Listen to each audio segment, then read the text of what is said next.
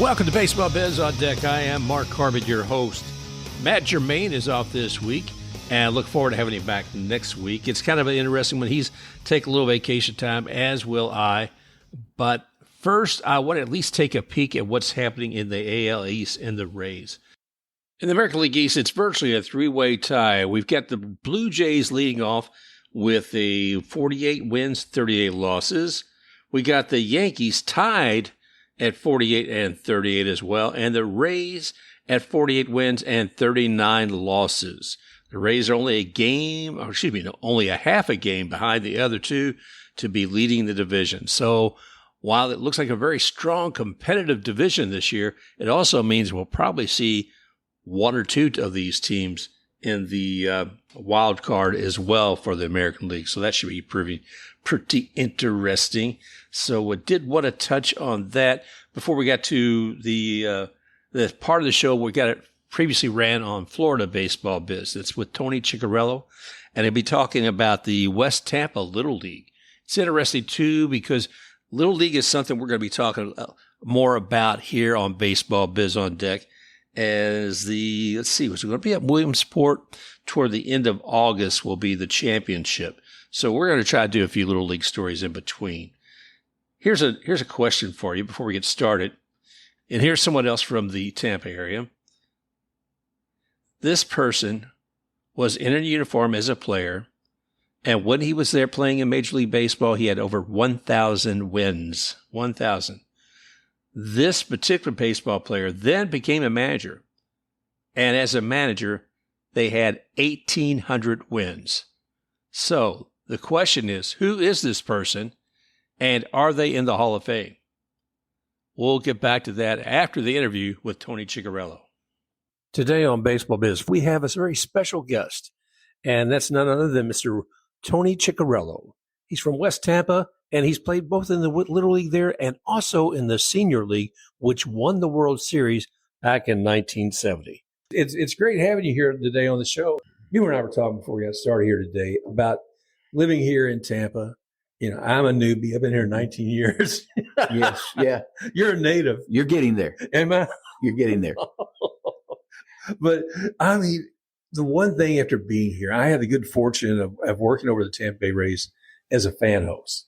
And to me, that was the most fun thing I could do. I got to meet a lot of other fans. You know, as a fan host, you greet the people as they come in the door, or you help them find their seat. But the excitement in the Trop, with those folks was just amazing. And it reinvigorated me with the game. So, but now, as time grew on, I took a job over here at the Tampa Baseball Museum.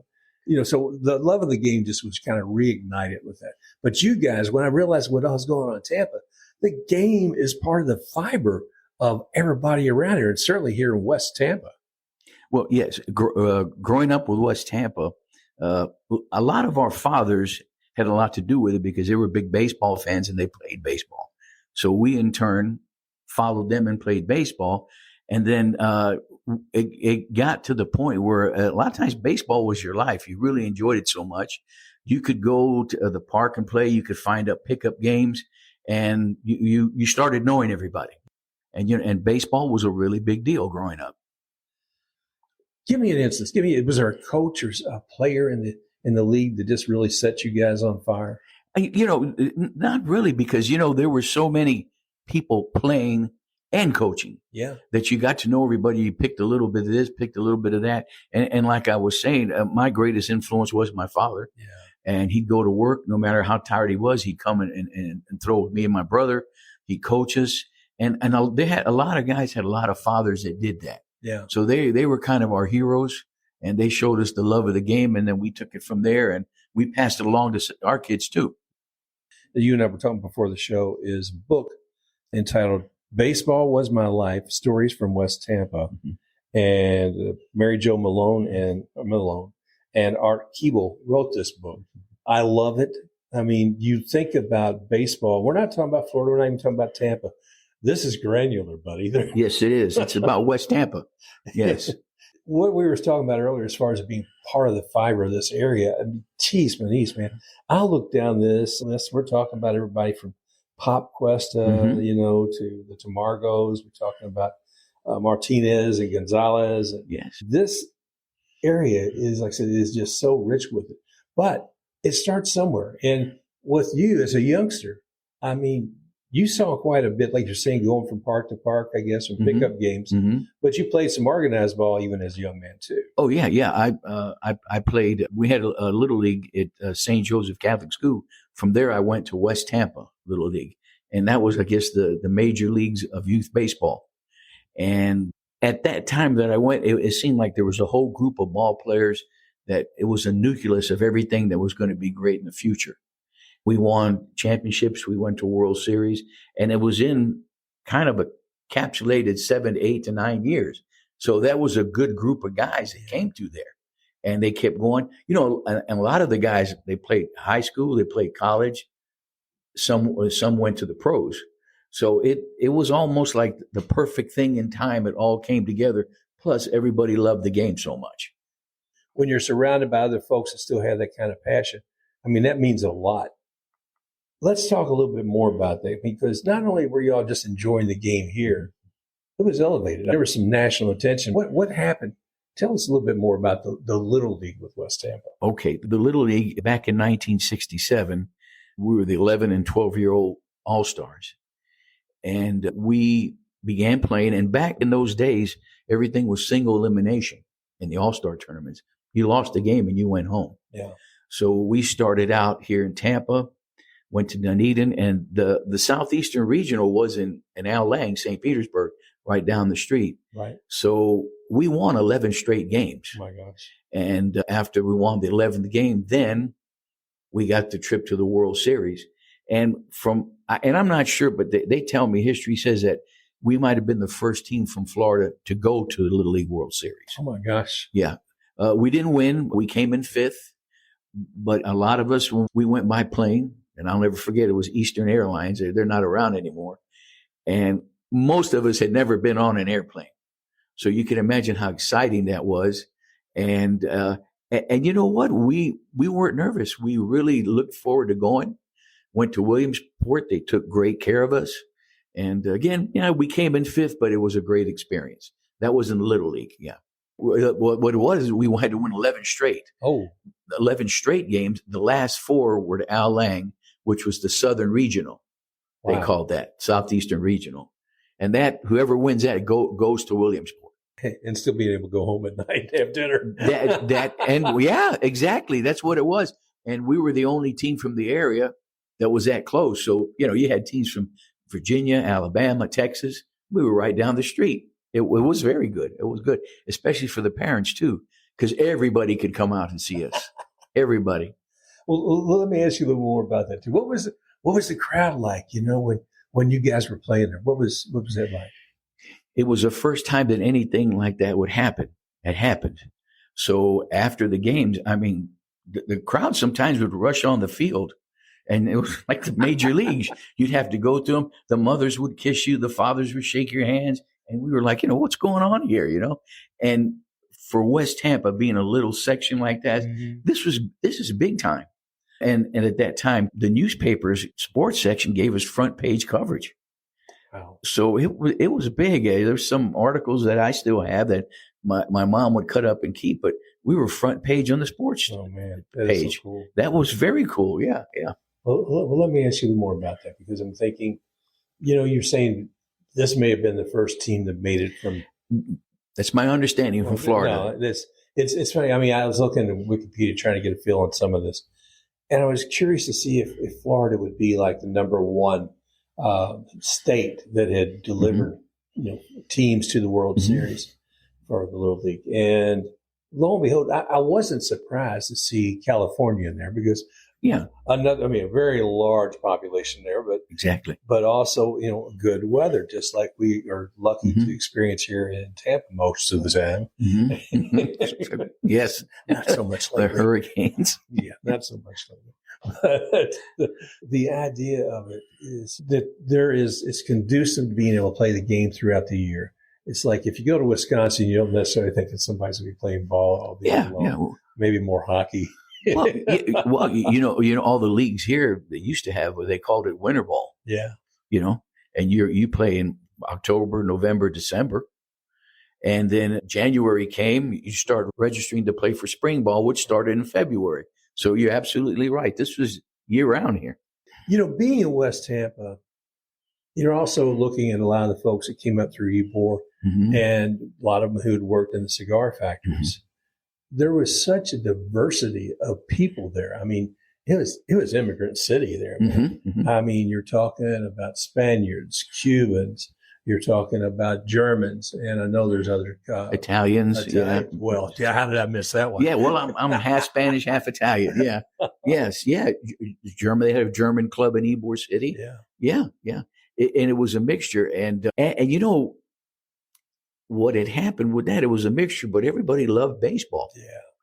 No matter what ethnic group you were from. Yep. They loved baseball. And that was a commonality right there.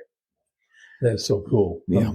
I mean, when I think about that, commonality, finding common ground. And you and I were talking a little bit before the show. Sometimes it doesn't seem to be the thing a lot of folks are willing to grasp to these days. So it would be nice if they would. Yes, yeah, that's what we got baseball for, boys and girls. So, and on there, you're either one team or the other, and you're going to be there with your teammates, and you better be able to gel. And those that do, advance. But the whole idea of West Tampa and Ybor having so many people from so many different cultures, but finding, like you said, a commonality with baseball, to me, that's just huge. And that had to strengthen as far as how even the youth got along with one another to some degree. Of course, no, it did definitely. Still yeah. Kids. Yeah, because and not only did you have like Ybor and West Tampa, well, you had like Inner Bay, Port Tampa, Citrus Park, Palmacia. They had a lot of leagues at that time. As you got older, you would play other leagues. You play guys in high school that you played when other leagues. They went to high school with you, and you get to know a lot of people through baseball. Well, let me go back for a little bit to the actual Little League World Series. Now you're there, and you're there, and the team's playing, and I'm sure it's a little different than it is today. We had another Florida team go there this year. And they won everything. That's right. They took the whole thing. And it's Lake Mary. Lake Mary, yeah. And the thing of it is, it's all a big event. It's covered by MLB and everybody else, for like a week. There's celebs there. There's interviews and all that. Now, your experience back in 67, what was it like? Was there all the celebrity and all of that around it? There wasn't like there is now, but it was a very big event because I remember at the time, you remember that ABC Wide World of Sports? Oh yeah. Well, the championship game was on there. Oh wow. Yeah. And at that time in 67, they brought him in as a celebrity. It was Ted Williams. Oh my gosh. We never met him or talked to him or anything. But he was a celebrity. They did in the Wire World of Sports just for the final game. Yeah. But every game that we played, the stands were packed. I know you see the hilltop there where people sit. That was packed for every game. Locally, it was a big deal. Yeah.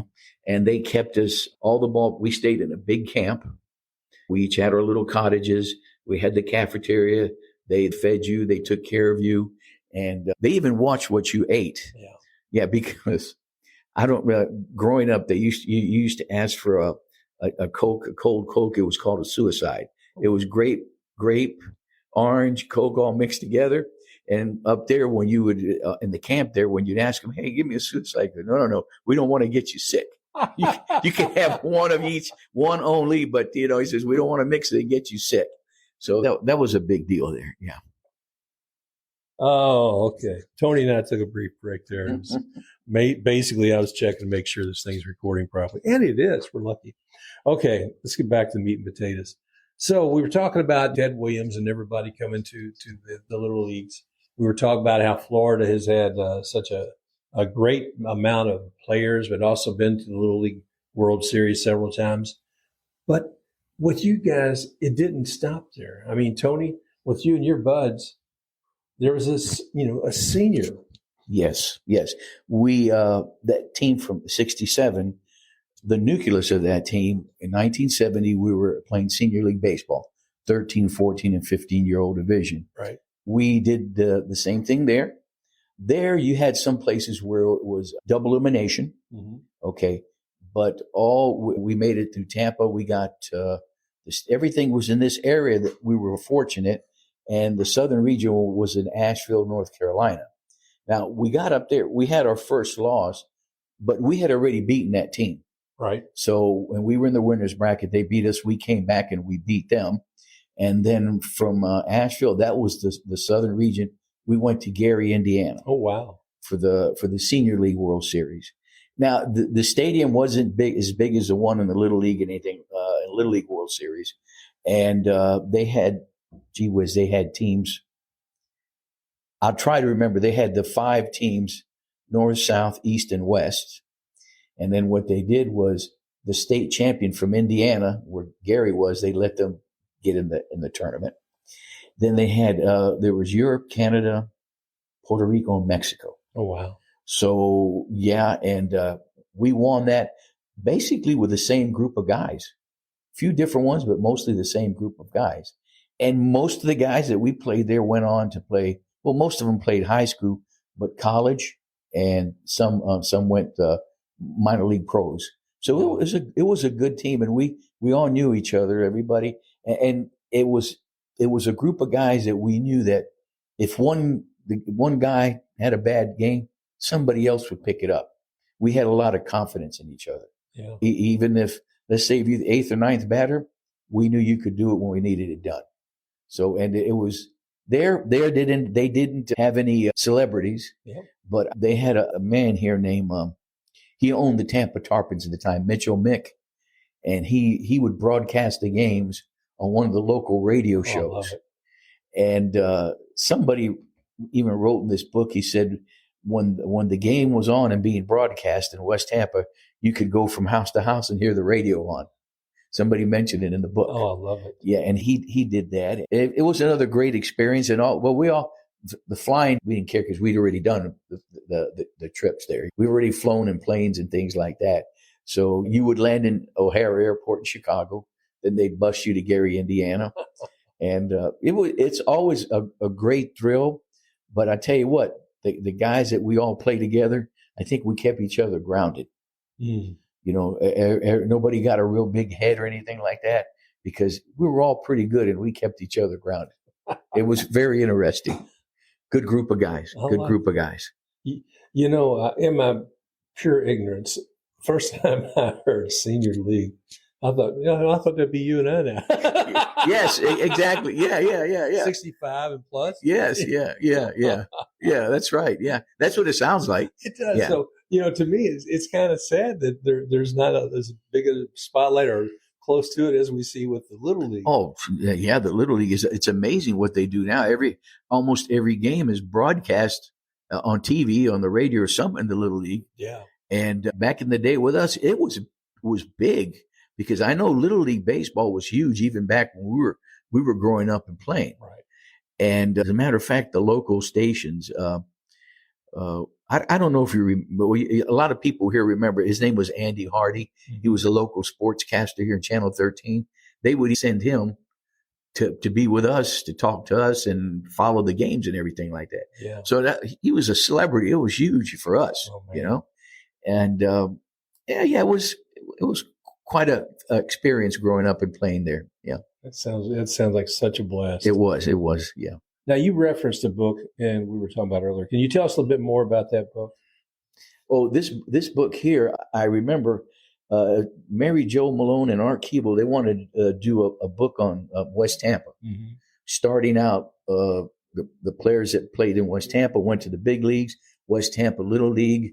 And what they were doing, they were trying to get in contact with as many players that played in West Tampa Little League or grew up in West Tampa.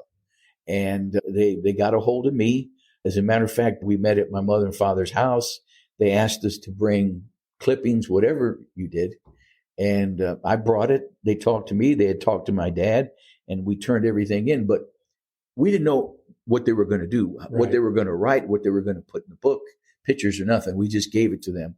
When they came out with the book, I mean, we were very excited because it is a very comprehensive book about West Tampa. They did a great job. The title of the book again is "Baseball Was My Life: Stories from West Tampa," Mm-hmm.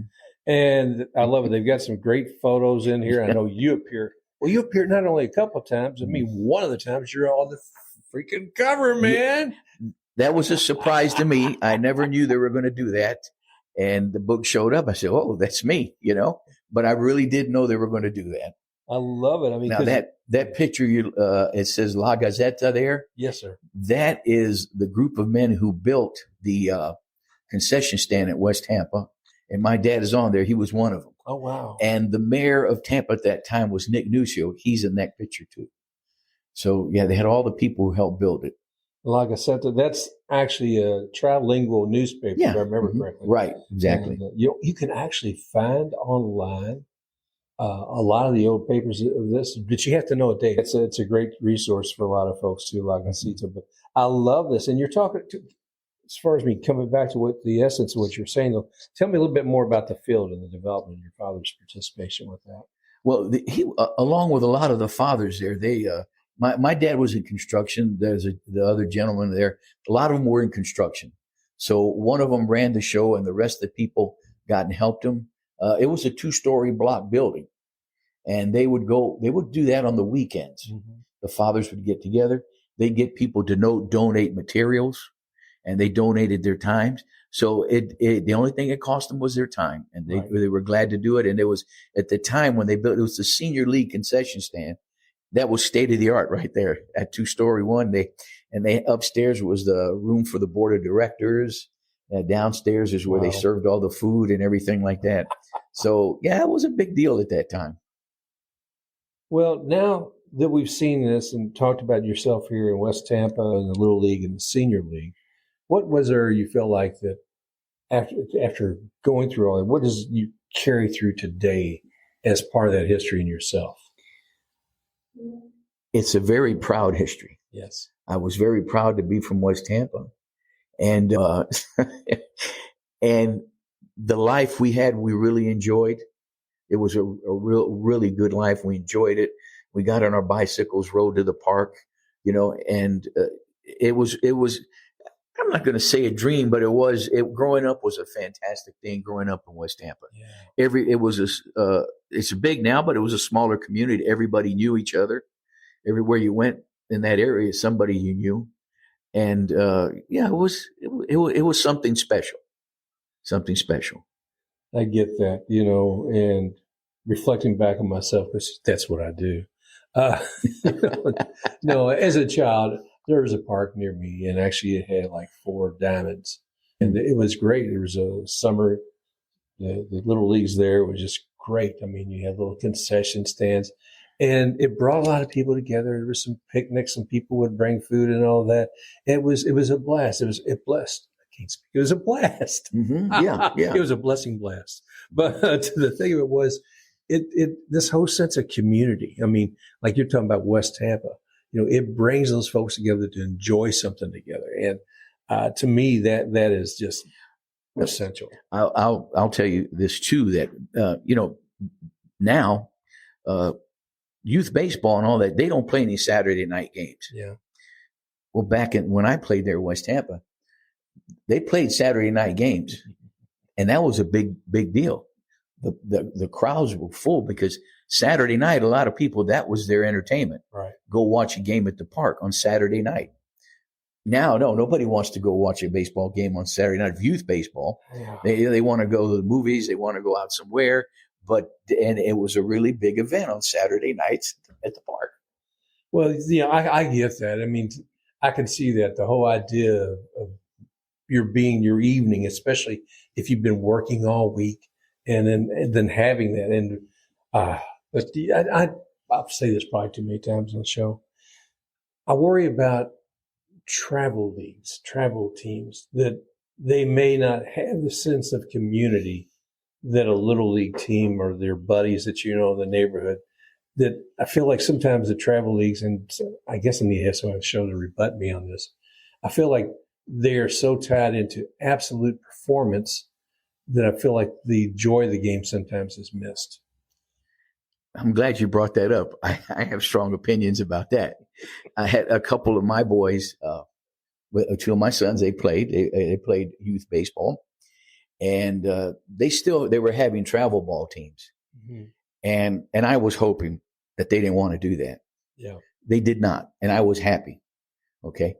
Because I think a lot of these travel ball teams, it's just my opinion, that, and the parents love their kids, and I know they're willing to spend and do anything with them. I know that. But a lot of them think if they go through this travel ball, they're going to go to the big leagues. Yeah. They're going to be discovered and they're going to be discovered in that.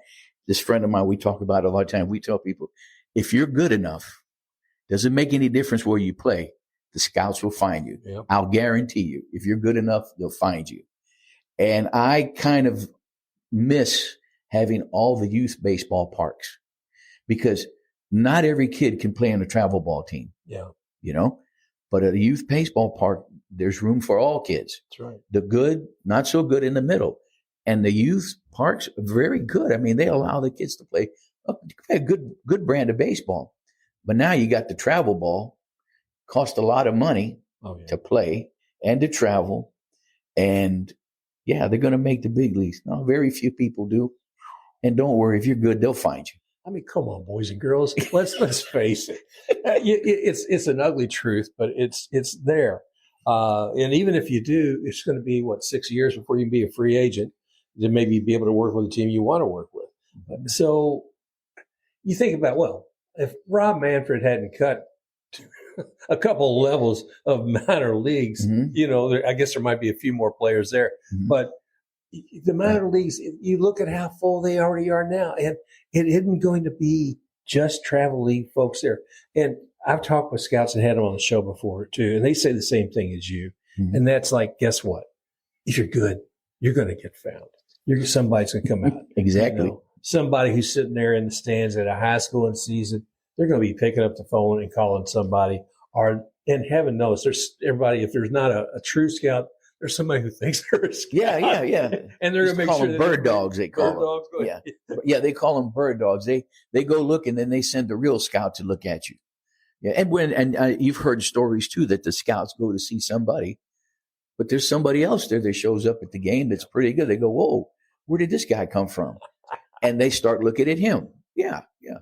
They'll find you. Don't worry. Well, again, coming back to West Tampa and having played ball as a youngster and enjoying the game now, is there friendships, relationships that you still carry today from those times? Oh, yeah. I still see a lot of the guys. Oh, yeah. Not as often as I'd like to, but when you see them, it's like you just pick up where you left off. Yeah. It's like, I saw you yesterday. I see a lot of them. One of them I'm particularly close to. Others I see on and off. A couple I see more often. But no, some have moved out of town. Yeah. And some you don't see. But we're still, like I said, when you see them, you just pick up right where you left off. Yeah. It's a good feeling. Good feeling. I mean, because I think about that too. Even as you're growing up day in and day out, you see the others' families. I know from the communities where I've been, people I've grown up, I see that where they get married and they have their kids, and you have those discussions, or maybe you wind up even working with them in the workplace. So those kind of relationships to me are really cool to be able to see that be sustained. I'm really glad to see that you guys, had that here in West Tampa. Okay, Tony, is there something special that you would like to make sure people know when they think of West Tampa and the teams and the little leagues here? That's a good question. Very good question. I think the best thing that I could get out of it was the whole place got together and made sure that, and I'm talking back when I was here for the guys' sports. It was, boys baseball. Right. That your children, your boys had an opportunity to play at a nice field, had uniforms, good people, and had a good experience, and that they enjoyed it. And if your kids are happy, you're happy as far as a parent. And I think that's what they wanted to give us, a place to go, to play, to enjoy. And they were very successful at it. They did it. And that's the best thing I can think of. That probably should have been a closing question because that's a great answer. No, that's okay. It's all right. That's all right. But I mean, I just want to sit here and shoot the breeze with you forever. I mean, No problem. one of the things too, it's World Series week, folks, here in 2024, and the first two games have been played in Los Angeles. The Dodgers have won the first two games, and they're heading to New York for Game 3 tonight. Tony, tell me, bud, you got a favorite? Well, the Rays are my favorite team. I'm a homer, but I kind of want to see the Dodgers win. Yeah. They both teams have that huge payroll, and I was hoping that the Mets would get in it because they had that Pete Alonso from Tampa. Yeah. Oh yeah. I was hoping they'd get in. He's a Tampa boy, but 2-0 helps you a lot. Yeah. I don't know what the percentages are, but they're probably pretty high that the Dodgers are going to win it. I saw the first game I saw that. It was an excellent game. I missed the second game. And I can't imagine how Friedman felt when he hit that walk-off grand slam. Oh, yeah. He said, and he even says, that's stuff you dream of when your kid's playing in the backyard with your brother or your friends. So ninth inning of the World Series and you hit a home run. So I'm kind of thinking the Dodgers are going to win. I'll be for the Dodgers. Yeah, I hear you. And being from this area and loving the Rays, there's a couple things. Yes. One, it's not unusual that people say, I hate the Yankees. But I wouldn't say that. Yeah. Some do. The other thing I really like about the Dodgers is I can't help but see the Rays out there. I'm seeing, who else on there? Kiermaier. Kiermaier's there. And, I was surprised that he was there. I forgot about him. Yeah. And then my mind's blurred at the moment. But I mean, there's some of the pitchers. Anthony the Banda, he's out there, and then our boy who, I can't remember. Glasnow, the one that's hurt. Glasnow, there we go. I have to edit this part. I got an opinion of what the Dodgers did when one of their games, they threw a reliever in every inning. Wow. Do you remember that game? Yeah. Yeah. And I was telling this friend of mine, I think don't they have the largest payroll in baseball, them and the Yankees? And I said, you mean with all the money that they have, they can't come up with a starter for a playoff game?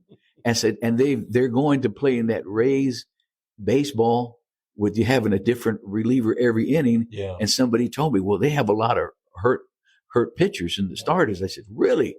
With all that money? I didn't realize that. I don't follow them like I do the Rays.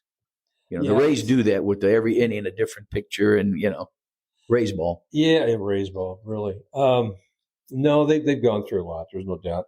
You just think about how rich their bullpen must be. Dave Roberts must be very happy.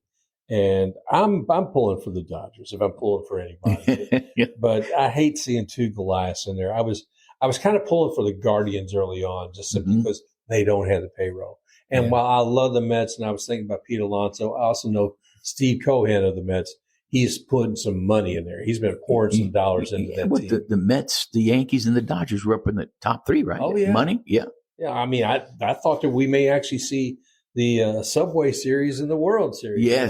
Yes. New York would be so happy with the revenue would come in from travel. Better believe it. Yeah. So, but I wish Pete was there, and it's fun too, Tony. We on the show recently, Matt Germain and I, we do a Raise Up show almost every week. And one of the things we kind of kid back and forth about is, when we open 2028 with that new stadium, the new Trop, fingers crossed. Yeah. Wouldn't it be nice if we already had Pete Alonso playing for the Rays for a couple of years? And he could be the guy who cuts the tape on opening the new stadium. I don't know. What do you think? What he'd be a hometown boy. That would be tremendous. Oh, yeah. And I'm hoping that when they get the new stadium, they'll have the money they want, the revenue they want, to put some more money in players. Oh, God. That's what they say. They say once we get this done, we're going to have the money. Well, we'll see. Yeah. We'll see. I'm a wait and see kind of. We'll see exactly. For years, people have asked me about the stadium. I mean, of course, there was once upon a time they were talking about building here in West Tampa, in Ybor. And I was like a kid in a candy store when I heard that. I don't know about you. I was like, yes. They had the site here in Ybor and everything. It would have been fantastic. I remember a banner up on a fence somewhere talking about future home of the Rays. I was like, yes, Keeble, but it didn't come to fruition, unfortunately, as far as I'm concerned. Well, they had the developmental rights. Don't they own it to that 90 acres? Yeah. The Sternberg has the developmental rights. That would have been a lot to give up to move a team to Tampa. True. Yeah, I mean, still the money thing. Still the money thing, brother. I mean, there's no doubt about it. Money does make this game run. I don't want to get into a diatribe on this. This okay. But it is baseball biz. Yes, sure. Deck. I mean, one of the reasons we do have this show is to talk about the business of baseball. So I'm looking forward to Game 3 tonight. I hope a lot of you all had the chance to watch that special last night that was running between Games 2 and 3 on the MLB Network. I'm going to find out where it's running, and I'll share that with you all later too. The show is called See Her, Be Her, and it was a documentary by a lady by the name of Jean Fruth, who is a magnificent photographer. And I saw part of it last night at MLB Network because my computer wasn't working well, and I don't have Spectrum. Okay. I pulled the plug, and I thought maybe with a Sling subscription I'd be able to watch this stuff, but evidently not. All right, enough of my tears. Man, I tell you what, I enjoy the game. I'm looking forward to what's going on. And, wherever you're playing, I mean, baseball's being played somewhere. As soon as the World Series is over, we'd be looking, right now, some of the different places, whether it be looking at the Arizona League, looking to the Dominican Republic, and looking at Australia soon. But when you're looking, Tony, at baseball today, and you're not part of looking at this World Series, what are you going to be doing in the next few months as far as enjoying the game? I'm pretty good about once the World Series is over, I pretty much turn baseball off and I go watch. I like college football, and of course we got our Bucks. Yes, indeed. And I had season tickets with them for many years, so I'll move on to that. And then you are right. Once in a while, I'll be flipping the channel and I'll see that Arizona League, or there might be something going on in the Caribbean. Right. I might watch it just for a little bit, see what's going on. Yeah. But then again, come January and February, spring training starts. I'm a homer. I'll start following the Rays and see how many players they've traded. Yeah. Who they're going to keep, who they're going to get rid of. Yeah. Yeah. So, and I don't know what they're going to do this year. I'm wondering if they're going to trade a lot of players. Maybe, I don't know. They didn't make the playoffs this year. No. And they really battled, but they just didn't make it this year. So we'll see. They're not afraid to make changes. That's for sure. No, they're not. You take a team from opening day till closing for the season, and it ain't the same. But, and it's not necessarily a bad thing. I mean, there are certain guys like Harold I wish that we could see for a long time, but he's gone. But then you see other folks coming up like Junior Caminero and some others from the minor leagues. Kudos to Eric Neander in the group. I mean, there's times I'm sure they don't make some fans happy because their favorite player gets traded. I've always wondered, ever since they've been in existence, why they can't come up with a catcher through their system that's going to be there for 10 years. I've never understood that, Mark. I don't know why, but I don't know. Do you have any idea? No, brother, the catching position? I don't know. We've asked that question on the show before, and Matt all right. Matt and I don't think really had a solid answer. we see that as a need and something that needs to be done, but it's not something that we had an answer for either. I said before too, I loved when we had Travis d'Arnaud, man. I loved him and Charlie Morton. I mean, they didn't come up to our system, but man, that was such a great team to have. Wasn't he playing for the Braves when they won the World Series? Oh yeah, he and Charlie, and so great for them. But there are the catching position has just been fluid, and it hasn't never in the last few years. And this is taking nothing away from some of the guys have been doing a great job, but not necessarily consistently, or someone you felt like, oh yeah, I'm glad that's the guy we got in that spot. And I don't have enough of that. So Matt and I will take a closer look at the Rays farm system and see if there's anybody that's being nurtured out there for a catcher. I don't know. I haven't seen it since they've been in existence. I know they get some great pitching out of the organization. Yeah. And the other thing is that let's say the Rays don't have a power game. I don't. That's another thing. Can't you come up with some guy, that's going to give you 30 home runs every year, 100 RBIs somewhere? Can you come up with them? But maybe they're not looking for that person. I don't know. Maybe I don't know. But I tell you what, I mean, they were 5 years in a row. They were in the playoffs. Oh yeah, that's very good. And they lost the World Series to the Dodgers in 2020. Yeah. So they've been there.